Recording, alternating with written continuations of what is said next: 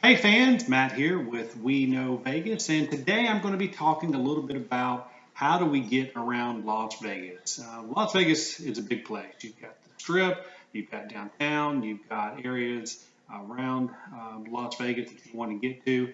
So I'm going to cover some of the most popular forms of transportation and give you a little bit of insight on what each one is about. The first is the Las Vegas Monorail. This is a very popular form of transportation.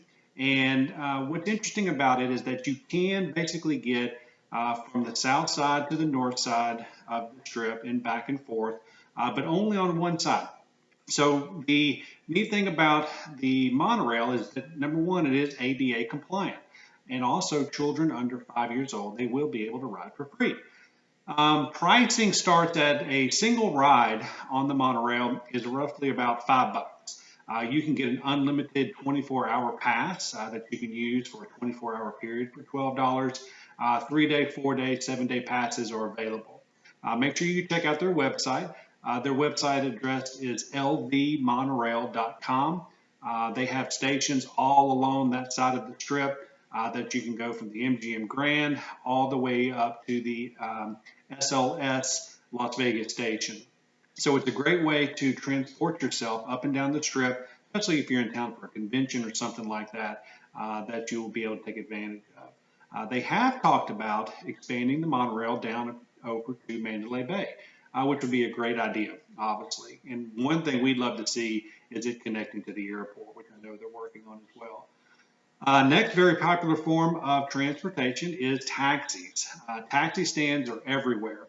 One note is that you cannot hail a taxi on the strip. So don't stick your hand up in the air and expect a taxi to pull over for you while you're walking up and down the strip. Typically, pricing is fixed for the most part, but from hotel to hotel on the strip is roughly going to be somewhere between $10 to $25 for one-way transportation to go from, let's say, the airport or the South Strip to downtown. You're looking at $30 to $40 for that one-way trip. So keep that in mind. And make sure you do tip the driver.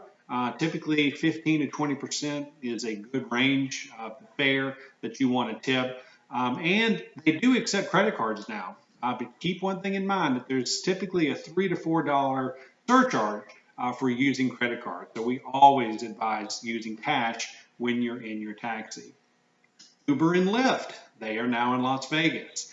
We used it a couple of trips ago. We Ubered from the Las Vegas indoor skydiving over to the Hard Rock.